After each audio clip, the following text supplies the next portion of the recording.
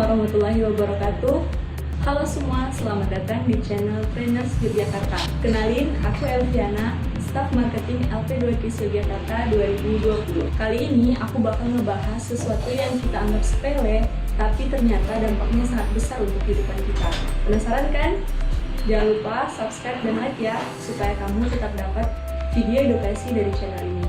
Pertama-tama aku mau nanya nih, akhir-akhir ini kamu sering gak sih merasa bosan dan malas? Bahkan saking malasnya, ketika kamu bangun tidur, kamu langsung lihat HP dan langsung lihat sosial media seperti Instagram, TikTok, dan lain sebagainya.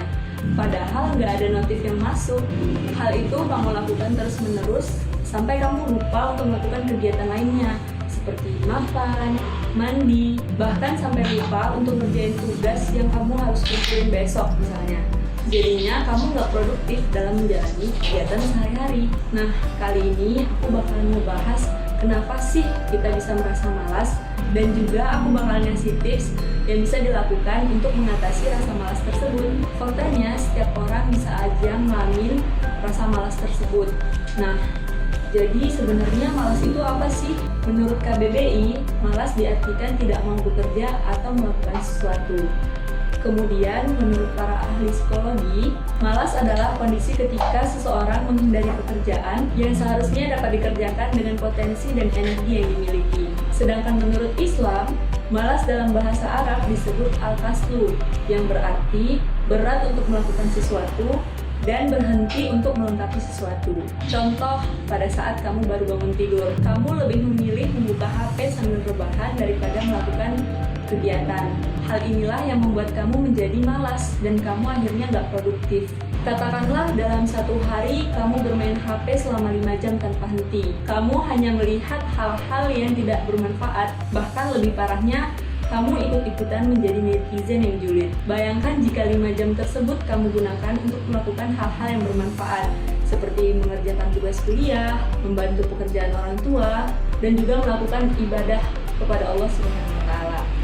Tentunya dengan melakukan hal ini kamu akan mendapatkan manfaat yang jauh lebih besar lagi. Sekilas, rasa malas ini sepertinya biasa-biasa saja, tapi hal ini akan berdampak negatif jika kamu lakukan secara terus-menerus. Contoh jangka pendeknya, kamu bisa saja keteteran dalam mengerjakan tugas, begitu pula dalam hal beribadah.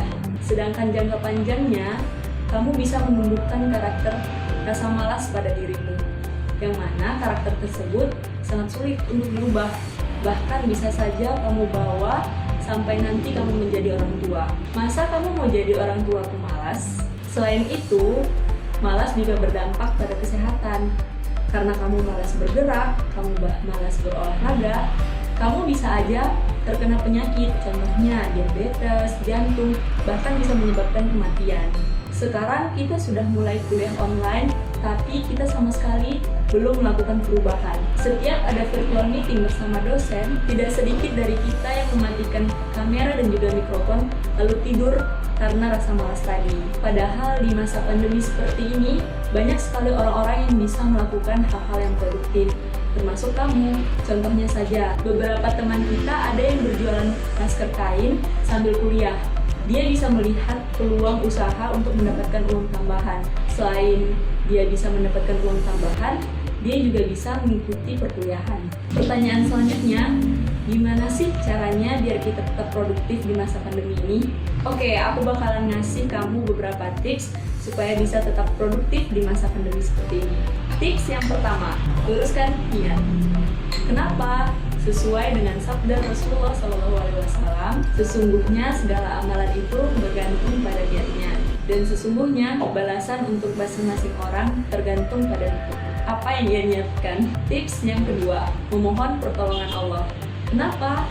Karena sekuat apapun kamu berusaha, jika Allah tidak mengizinkan, maka kamu tidak akan bisa. Jadi minta pertolongan Allah ya. Yang ketiga, pahami manfaat dari hal-hal yang ingin kamu kerjakan. Contohnya saja menyapu. Nyapu itu buat apa sih? Nah, yang pasti nyapu itu yang pertama, kamu bisa membersihkan rumah sehingga nyaman untuk ditempati. Yang kedua, kamu bisa meringankan beban orang tua. Kamu sudah termasuk berbakti kepada orang tua dan kamu akan mendapatkan pahala. Wah, mantap sekali kan? Yang selanjutnya, kamu bisa membuat list kegiatan yang ingin kamu lakukan. Contohnya, dari pagi sampai malam kamu mau ngapain aja, mulai dari mengerjakan tugas, melakukan ibadah, dan menolong orang tua. Selanjutnya, kamu bisa membuat target sederhana. Nah, target sederhana ini apa sih? Contohnya, kamu bikin target dalam satu hari itu, kamu bisa membaca buku 10 halaman. Atau misalnya kamu baca Al-Quran 5 halaman. Atau menghafal ayat Al-Quran 10 ayat dan target-target yang lainnya. Dan yang terakhir, kamu harus berani. Berani apa? Berani untuk tidak malas, berani untuk keluar dari zona nyaman, berani untuk mencoba hal baru, berani melakukan tips-tips yang sudah disampaikan sebelumnya, dan yang paling penting, kamu harus berani tetap aktif dan produktif untuk menjalani hari-hari di masa pandemi ini. Dan yang terakhir, aku mau bilang buat kalian semua, salah satu pengkerdilan terkejam dalam hidup adalah membiarkan pikiran yang cemerlang menjadi budak bagi tubuh yang malas, yang menjadikan istirahat sebelum lelah. Buya Hamka. Terima kasih. Wassalamualaikum warahmatullahi wabarakatuh.